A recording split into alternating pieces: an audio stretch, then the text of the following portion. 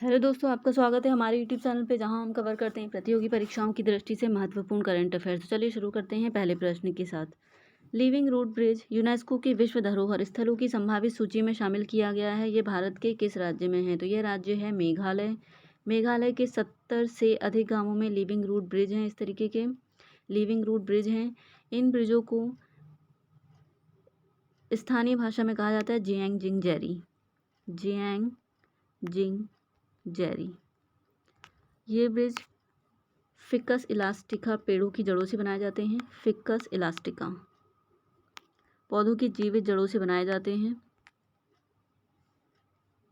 जलाशयों के दोनों किनारों पर ये पेड़ों को लगाकर इनकी जड़ों से ये ब्रिज बनाए जाते हैं और इन्हें ही यूनेस्को की विश्व धरोहर स्थलों की संभावित सूची में शामिल किया गया है। संभावित सूची में शामिल करने का मतलब है कि यूनेस्को की जो 2019 की जो गाइडलाइन है उसके अनुसार किसी भी स्थान को यूनेस्को की विश्व धरोहर स्थल में शामिल करने से पहले उसे उसकी संभावित सूची यानी कि टेंटेटिव लिस्ट में शामिल किया जाता है। वर्तमान में 40 भारत के स्थल जो हैं यूनेस्को की विश्व धरोहर सूची में शामिल हैं, जिसमें से 32 सांस्कृतिक हैं, 7 प्राकृतिक हैं और 1 है मिश्रित, जिसका नाम है कंचनजंगा नेशनल पार्क, जो कि सिक्किम में है।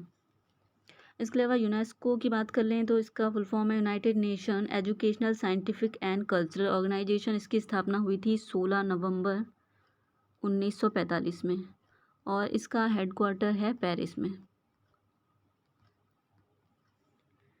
मेघालय की बात कर लें, इसकी राजधानी है शिलोंग और यहाँ के मुख्यमंत्री हैं कॉनराड के संगमा। ये सारी इन्फॉर्मेशन इस क्वेश्चन से याद रखनी है। बढ़ते हैं नेक्स्ट क्वेश्चन पर। 5वें बिम्स्टेक शिखर सम्मेलन की अध्यक्षता किस देश ने की है? तो ये देश है श्रीलंका। श्रीलंका की अध्यक्षता में 5वें बिम्स्टेक शिखर सम्मेलन का आयोजन किया गया और इसकी समाप्ति के साथ ही जो इसकी अध्यक्षता है अब थाईलैंड को सौंप दी गई है। तो अब अध्यक्ष जो है थाईलैंड है बिम्स्टेक का। बिम्स्टेक का फुल फॉर्म है Bay of Bengal initiative for multi sectoral technical and economic cooperation. इसमें मेंबर कंट्रीज जो हैं सदस्य देशों की संख्या 7 है और इसका जो हेडक्वार्टर है सचिवालय ढाका में है। जो 7 देश हैं उनमें से जो 5 हैं वो दक्षिण एशियाई देश हैं, दक्षिण एशियाई देश, और 2 जो देश हैं वो हैं दक्षिण पूर्व एशियाई देश। तो जो दक्षिण एशियाई देश हैं उनके नाम हैं भारत, भूटान, नेपाल, श्रीलंका और बांग्लादेश। ये 5 दक्षिण एशियाई देश हैं और 2 जो दक्षिण पूर्व एशियाई देश हैं उनमें हैं एक तो है म्यांमार और एक है थाईलैंड। तो बढ़ते हैं नेक्स्ट क्वेश्चन पर। अंतर्राष्ट्रीय श्रम संगठन के नए महानिदेशक नियुक्त किए गए हैं गिलबर्ट होंगो। ये किस देश से हैं?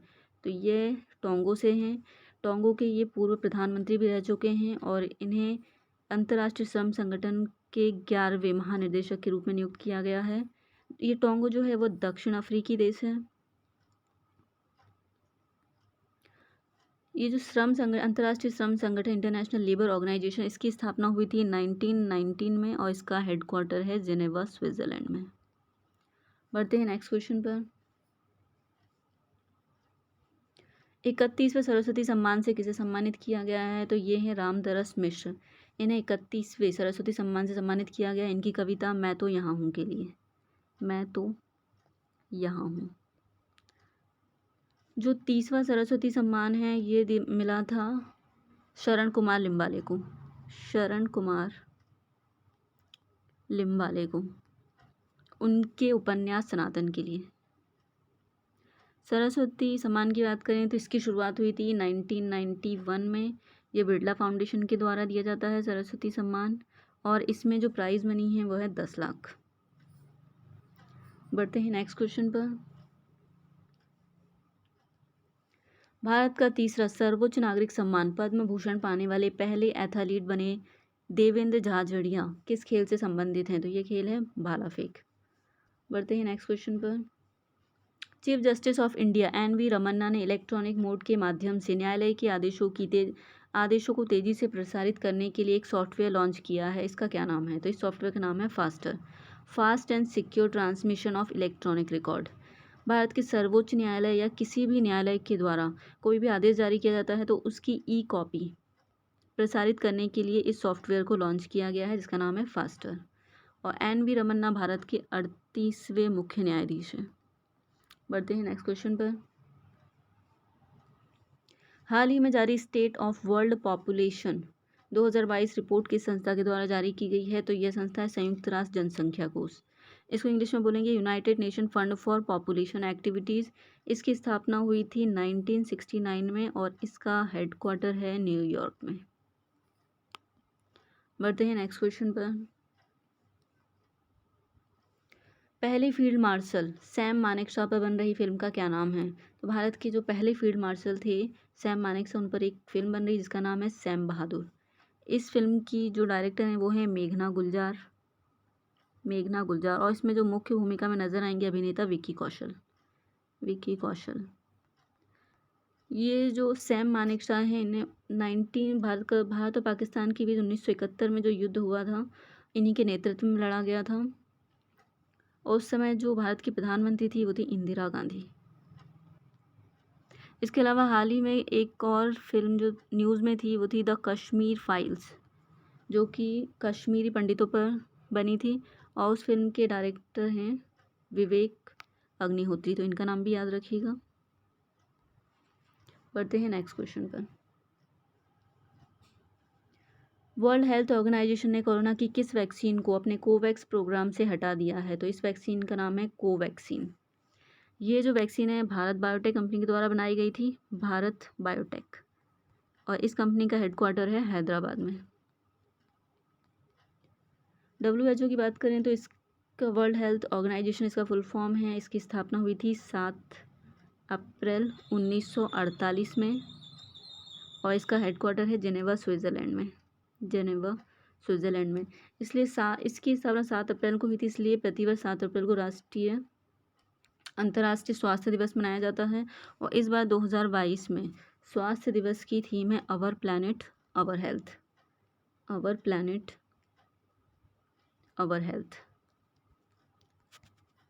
बढ़ते हैं नेक्स्ट क्वेश्चन पर।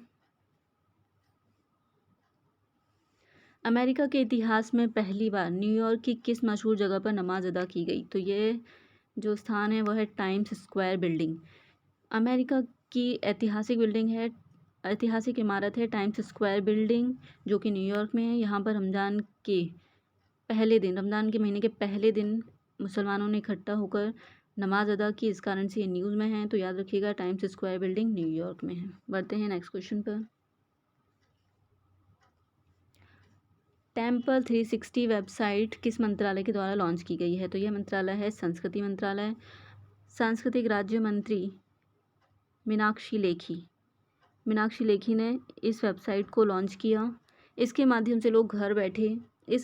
के माध्यम से लोग घर बैठे 12 ज्योतिर्लिंग और 4 धाम की यात्रा कर सकते हैं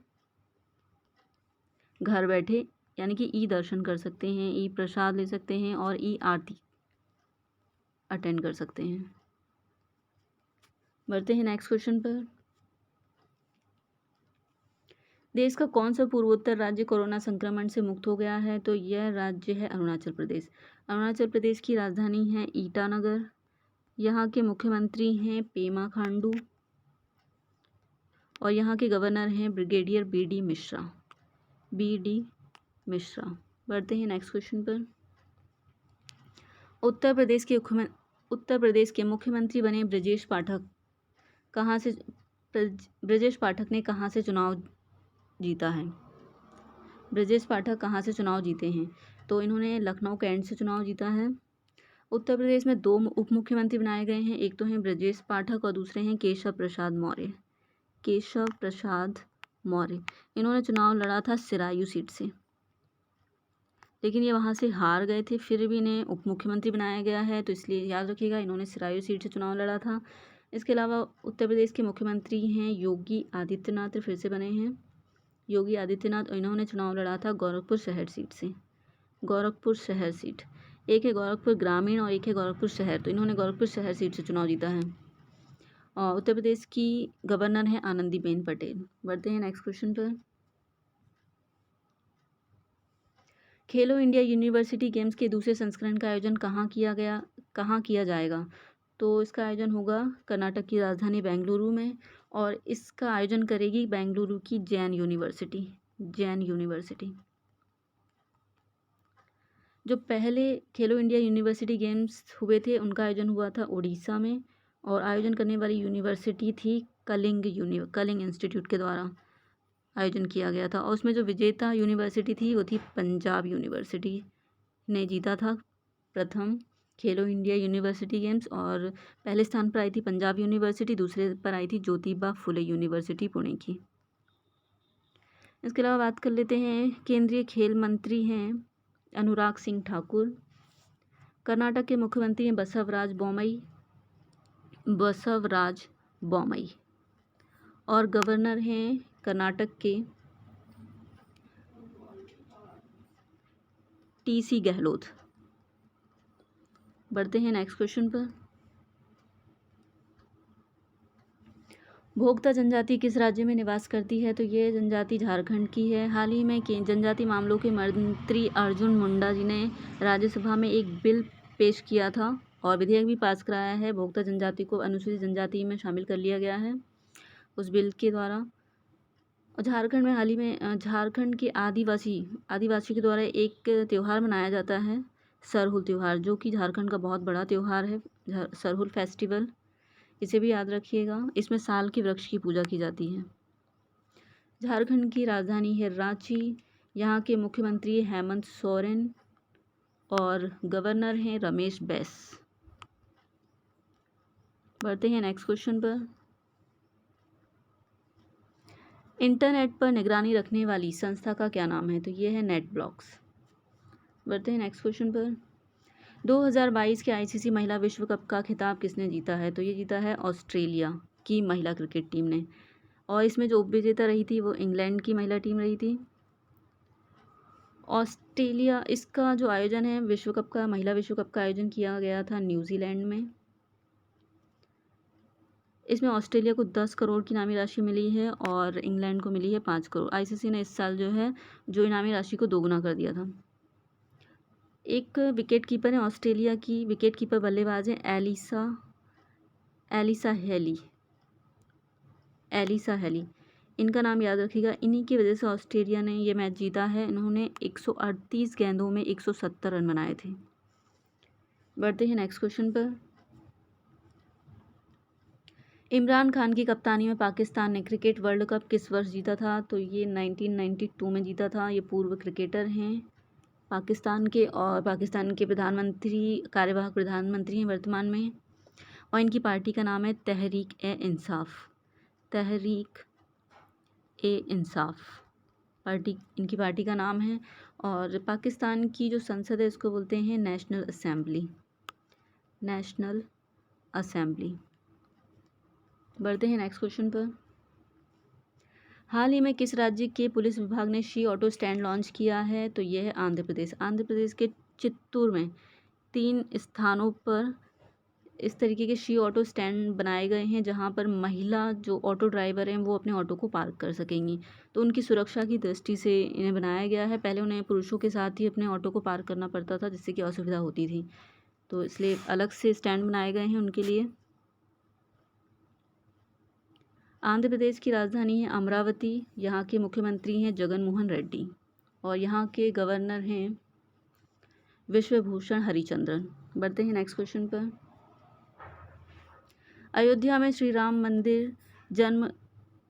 श्री राम जन्मभूमि पर राम मंदिर का निर्माण हो रहा है। इसे किस शैली में बनाया गया है? तो ये शैली है नागर शैली, और इस राम मंदिर के जो वास्तुकार हैं वो हैं चंद्रकांत सोमपुरा। बढ़ते हैं नेक्स्ट क्वेश्चन पर। कश्मीर में बनाए जा रहे शारदा माता के मंदिर का प्लान और मॉडल किस मठ ने अप्रूव किया है? तो यह है श्रृंगेरी दक्षिणी मठ। ये जो कश्मीर में शारदा माता का मंदिर है LOC से 10 किलोमीटर की दूरी पर बनाया जा रहा है। शारदा जो है कश्मीरी भाषा में सरस्वती माता को कहा जाता है, उनका ये मंदिर बनाया जा रहा है।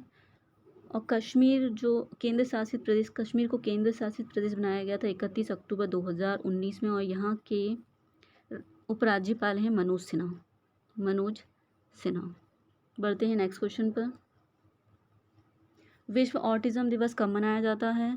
तो मनाया जाता है 2 अप्रैल को। पहली बार मनाया गया 2008 में। 2007 में इसे संयुक्त राष्ट्र महासभा ने 2 अप्रैल को घोषित किया था विश्व ऑटिज़्म दिवस के रूप। नीला रंग जो है ऑटिज़्म को नीला रंग ऑटिज़्म का प्रतीक है। इसके अलावा जो ऑटिज़्म का एक संगठन है जिसका हेडक्वार्टर है लक्ज़मबर्ग में। और ऑटिज़्म दिवस की इस बार 2022 की थीम है inclusive quality education for all. बढ़ते हैं नेक्स्ट क्वेश्चन पर। अच्छा, इसके अलावा अभी रिवाइज कर लेते हैं अप्रैल मंथ में जो भी इम्पोर्टेंट डेज़ मनाए गए हैं उनको एक बार रिवाइज कर लेते हैं। जैसे कि 1 अप्रैल को मनाया गया आरबीआई का स्थापना दिवस, 2 को मनाया गया ऑटिज़्म डे और साथ में मनाया गया अंतर्राष्ट्रीय बाल पुस्तक दिवस। 4 अप्रैल को मनाया गया खदान जागरूकता दिवस और खदान कार्य में सहायक दिवस, खदान जागरूकता दिवस। 5 अप्रैल को मनाया गया राष्ट्रीय महासागर दिवस और 7 अप्रैल को मनाया गया राष्ट्रीय स्वास्थ्य दिवस। तो आज के लिए बस इतना ही, मिलते हैं नेक्स्ट।